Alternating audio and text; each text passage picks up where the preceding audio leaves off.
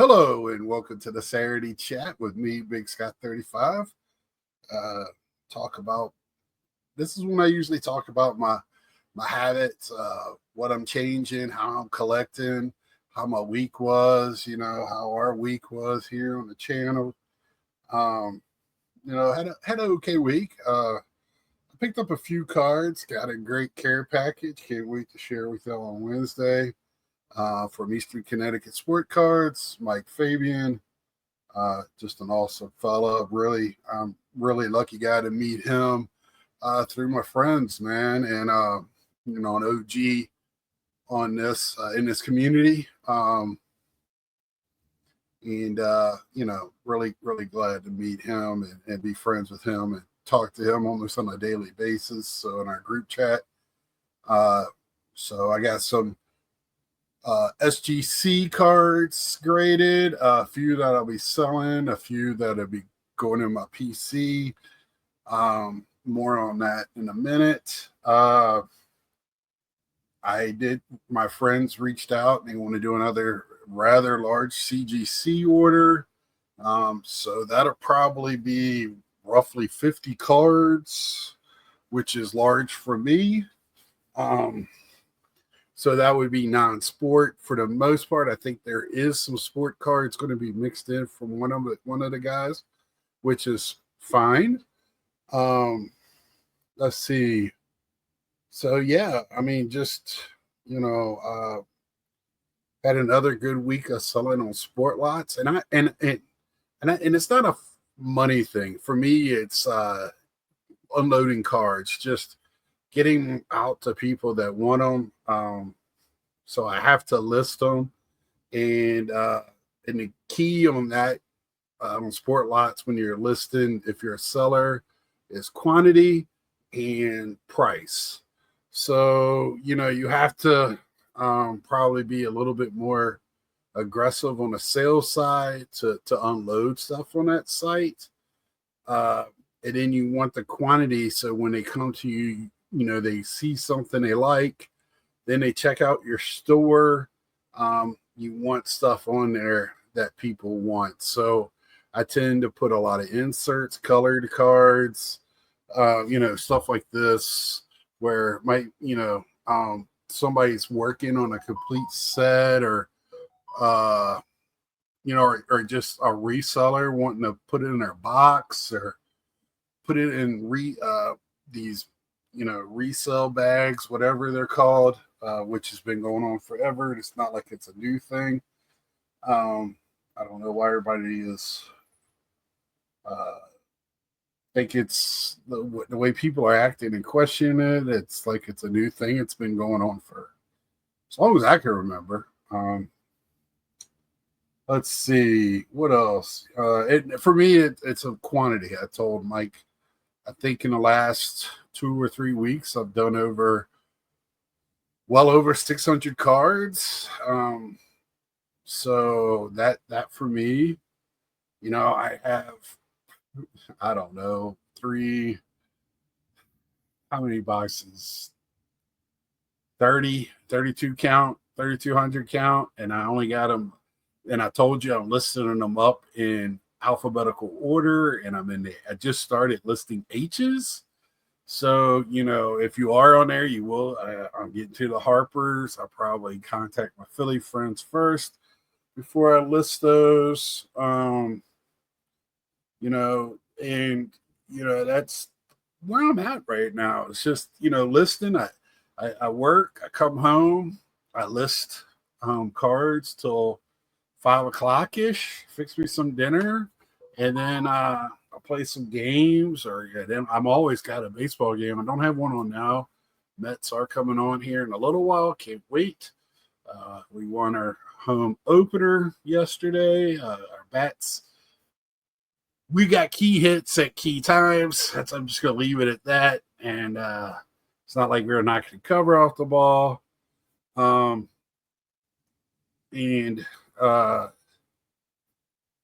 Let's see. Yeah, and like I said, I got a nice little stack in. And I mean, most of that is from Fabian. I got a few more cards coming in. I've just, ever since a guy from my high school debuted this last week, got his first major league strikeout pitching this past week. I started collecting Virginia players in the MLB. I got a couple of them. I'm trying to get them autographed as much as I can to put in my book. The more I have autographed, the happier I'll be. And it's a pretty extensive list. I already David Wright, the Uptons, McReynolds, Zimmerman played at UVA, so I have all of those. So now it's just I actually have a couple of guys from my local area at local high schools. So Jackie Bradley Jr. So I'm happy to already have most of those knocked out. But there is an extensive list, and that's just kind of fun to look at and see if I can't get an autograph or just a card of them. A lot of these guys only played, like, I got picked up a pitcher, and I think he literally had 20 appearances. One had one appearance I was looking at, and he has a card. So that stuff's fun to look for. The history of Virginians in baseball. Mike sent me a catcher from University of Virginia to before for war, pre-war, I should say. So let's see. I've been working on my Met set, but not that hard. So that's something I'm looking into as well. But I'm just having fun picking up Pete's and David Wright's and trying to get Gary. I really have fun looking for Gary Carter's already graded PSA and picking those up. And there's so many in his super set. There's just so many cool cards in that set. But they are hard to find. I've been lucky to pick up some 10s here lately. Happy with those. The last one wasn't too, they're the Fleer special editions that came out in all the different companies was the last couple I got. Matter of fact, I got the last one sitting right here beside me. So that type of thing. Really enjoying myself. I had a bad day at work yesterday, and I felt like busting some wax. I left work a little upset. I stopped by my store, picked up. All they had was the holiday 10 from Christmas. Actually, did not do that bad with that. I got some very cool. I did get a Ramirez in a Santa hat. But yeah, I had fun just opening that. And then I went to my Barnes and Noble, and that morning, the lady goes, "Yeah, we just got in." They had the celebration box. And with that, you got, for how much you spend, you got, let me see if I don't have one of them sitting here. There was this special all-star pack, and I know I got one here somewhere. For how much you spend, she gave me 2 packs of them. Here is the Trout, and this is a black, and you can see right here on the edges. It was numbered, and it took me forever to figure out why it was numbered, but yeah, I got 2 packs of the All-Star Game cards from last year, 2023, I think, or 2 years ago. Yeah, so she gave me, they were like cello packs with 3 cards. So I got 6 cards, and they were all, they're all-star players, so of course they're going to be pretty cool. I think I got a Goldschmidt was in the other pack numbered. It was green. So yeah, I mean, the Goldschmidt will be going up on my sport lot sometime, and I don't know, ripping cars is relaxing to me. It is an entertainment for me. Yeah, so I did that. It took me, and if anybody knows me, I take my time ripping I finished it today. I started yesterday with that box. It was $53. I didn't think it was that bad for getting Series 1, and you have a chance. It's not automatic, but you have a chance at an auto. It was some color. You do have a bunch of inserts in it. Every pack has something in it. So I like that type of thing. I don't, 50 bucks for that. It was about the same amount, I think, as a hobby box, like of how many cards you got. And I think, I mean, it was not bad at all. So I was happy with it. Would I get it again? Maybe. I don't know. It was something fun. I haven't ripped since last national. So it was like, made me instantly put me in my happy place, as Ed would say, which I needed yesterday. So that's what cards do for me. I'm sure it does for many people. It gets us away from the real world and just relaxation. My Mets came on early, so I got home from work and sat down and watched that game. I thought they were going to try to throw it away a couple of times, but they ended up scoring a couple of insurance runs, and I had a good time with yesterday watching that, packaging a large order from Sport Lots, and mailed it off today. So I want to talk a little bit, a few minutes here. I've talked about it before, and I think, I usually, when I go to I want to talk about going to card shows and how my mindset is. So whatever I take to a card show, if it's $100, $200, whatever, I usually walk around, take my time, really want to see everything. And see if there's anything that fits my PC before, or that really catches my eye and I can't leave it there, that's in my price range, whatever my budget is that day, which I have bought one card at a card show. I'm not above, whatever. I walk around and I do that. And I'm still going to do that to a certain extent. And don't get me wrong, I still really like a Roy Campanella and that Bowman. I would really like my three cards that I really want, right, is the Roy Bowman, Jackie Bowman. I would love a Leaf or it, but I can't. And all of these are stuff. These are now that Campanella has kind of moved from something that I'm going after to a bucket, I hate the term Holy Grail. It is a Grail, but putting holy in front of it really bothers me. Grail card. It is. Those are because of the prices on them. Mickey Cochran, I can still afford most of Mickey's.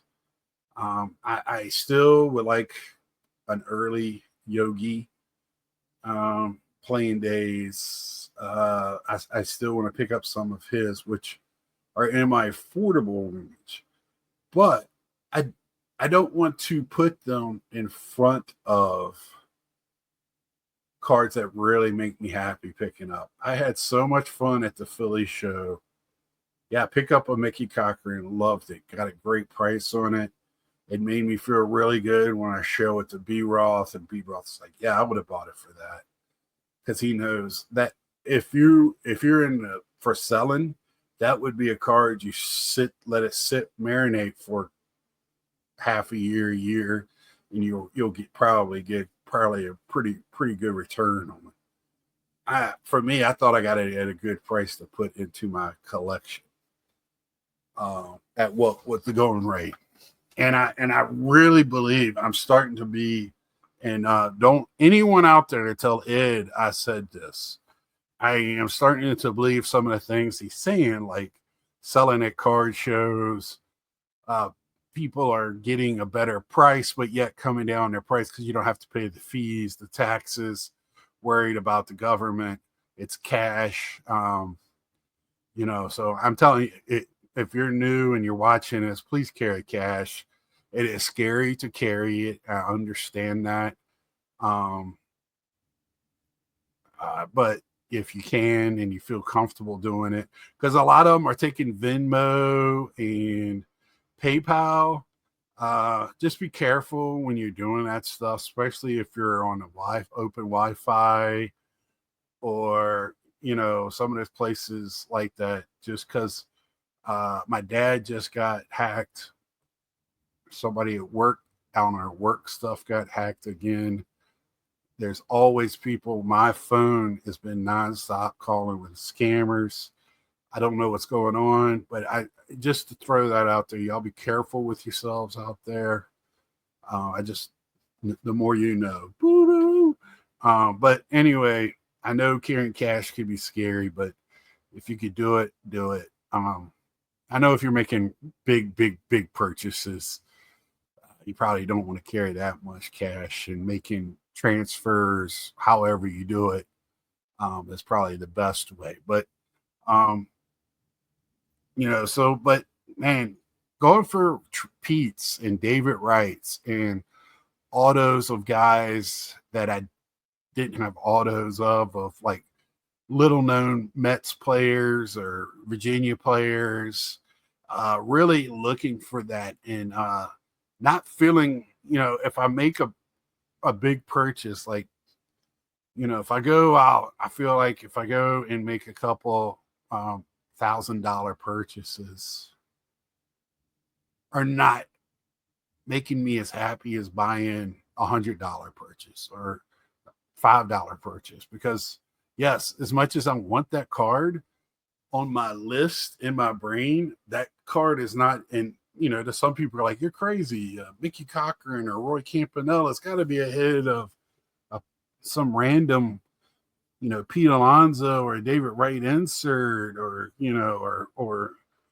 some guy from Virginia that only, his mama knows, his autograph. But, to some people, it's not. And I'm one of those people. I really found that out at the Philly show. I picked up that Cochran, was ecstatic. And then I started looking at some big pieces. I started looking at another autograph of these catchers, but they were in their uniforms. Pitcher, playing era, it's like a drawing, a really nice painting where they all autographed it with their Hall of Fame insignias, and it was JS8, I think. Wasn't a bad price. Already framed too, so you gotta take that if you want to get it professionally framed. That's, believe me, that costs a little bit. What else? I saw a couple other cards, including the Campy. There's two of them there. There was the Star. Was the Star? No, the DeLong. I think it was DeLong Mickey Cochran. And the guy wasn't too bad. At first, I thought it was way overpriced. Then the more I started researching it when I got home, I think I don't know what was going on in my mind. I think I was really, at that point, was really enjoying. And where do I find that stuff? It's in the boxes. Because now with card shows, I don't know when it really started, when popular cards for the area or whatever, the big players, the popular players of that time, no longer dominate necessarily the cases. What dominates the cases are the money cards, the RPAs, the comma cards, stuff that, which I don't understand, because I bet you 75-80% of the people at the show can't afford them. But it depends. I got to commend B Roth. He was there selling, and it was a very seller's table. Like, it was our buyer friendly table, like somebody that was looking to add or get into, or, and let me tell you, you're not going to find a better guy to buy from if you have questions about vintage or pre-war. He is my Rolodex guy for any of that stuff. I trust him. Brian is top-notch person, not only top-notch dealer slash collector. So I trust Brian very well, and I use his real name instead of B Roth or Soup, because he's a good guy, good person. Very happy when I see him. He's one of those people when you see you smile, because he's, you know, he's just that type of dude. So, you know, that's kind of where I'm at when it comes to, and I'm still looking like for, you know, I showed like books and, you know, photo albums of Mets, or something that's different with Gary Carter on it, or somebody, or David Wright, or even, you know, Mickey Cochran. You know, I'm looking for different things, because when it comes to cards for Gary Carter, I'm more at the, you know, I'm at the modern era anyway, because I stayed away from him. I wanted his playing day cards if I was going to buy them. So, but yeah, I'm just, that's how I am. So I think you see, when you see my pickup videos, kind of where I'm at in my pickups. So why, when I go to a show, yes, if I see those cards, and believe me, when I go to National, I'm gonna probably spend Wednesday, Thursday, Friday just looking around. I might pick up a card here or there. You always put that butt out there. But you know, there it is. I'm gonna look around, and I might even. Last time I was even looking at the non-sport, some generals and some American history, Americana, and I felt like I couldn't because I wanted certain cards. I still need 3, I think, of each, having a Roberto Clemente cards to finish his tops run. I get sidetracked because I find his stuff, and I rather get the non-tops base stuff. I rather get anything. I rather get the Venezuelan, or, you know, a sticker, or, you know, something that's just not common. Just not a tops card. You know, I got that Johnny Bench meat card last time. I at the National.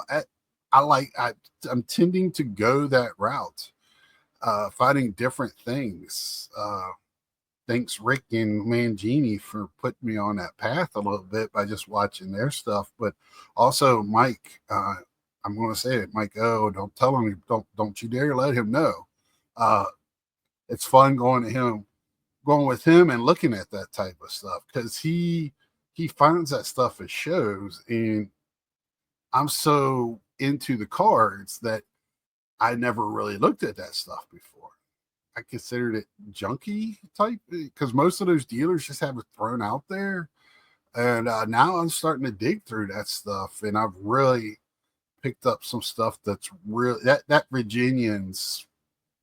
I paid $5 for a 1961, you know, scorebook from AAA team, and that's one of my prized possessions in my whole thing right now, because it connects to when my dad was a young man, right? 61, that would put him middle schoolish, I think, maybe just starting high school. Yeah, I think so. Um,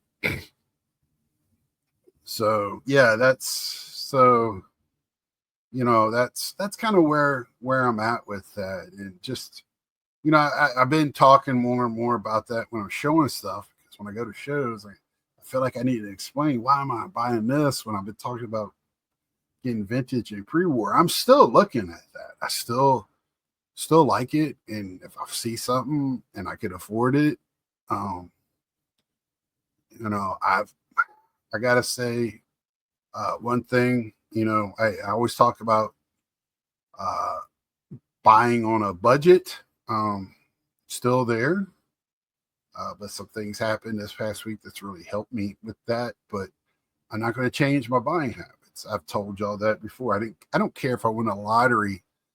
I don't feel like changing my buying habits, because at the end of the day, it's still dudes on cards, right? Um, so it's the same thing. So I feel like it should be the same principle. And I just want to I'm trying to be transparent so y'all know where I come from. Joe asked me a lot, Dr. Exclusive asked me a lot of questions last year about finances, not personal questions, but, like how, because he was there. He saw how much money I had. He saw how I spent it. He saw firsthand, and he had questions, and I don't have problems answering that. I save up all year for the National. I've told you that before. It's my vacation. How other people have a vacation, this is my vacation. So I don't find it strange. I'm single. So other things come up, and if I have to use that money that I've had to use it in the past, last year I was lucky. This year I went to Philly and I took $1,000 out of that bankroll to go to Philly. So, that will affect how much I go to the show with. But some things have happened this year at work and outside of work that's really helped me with that. So, more on that to come. And I don't like to talk about how much money I'm taking or have, when I go, because I am going to another large convention in South Carolina about a week or two before that. And there is a Comic-Con here in Raleigh the weekend before the National. So if I go to both of those, I could dig into that account even more. But I don't know. We'll wait and see. I've been wanting to go to this Comic-Con. It usually falls on the same weekend as the National. This year is the weekend before, because I think they moved the National back a week. So it's back to that July, August weekend where it splits it. So yeah. But anyway, that's how I'm collecting. That's my thoughts. Please, if you have any comments or questions or thoughts or anything to help me with my thought process or some clarity for me, if some rambling, and I just wanted to put that out there as something to talk about tomorrow night. I want to have the friends on, open it up to my friends. And I have a very interesting question that I want to throw out there now. And hopefully you'll come in hot tomorrow night with some with suggestions, comments, and making fun of me as always. So the question is, why the 52 mantle? I'm not going to go any further than that at the moment, but why the 52 mantle? And I'll leave you with that tonight for tomorrow night. Until then, like, share, subscribe if you haven't. Got a few more subscribers. I think I finally cleared 680. I really appreciate y'all. I feel like, yeah, I love my community. I love our community, because I am just part of another community of other communities, and loving it. And I'm having a lot of fun on these Sundays. I hope Ed's there tomorrow, and Mike, and my other friends, because we just love to shoot the shit and have fun. So until then, see ya.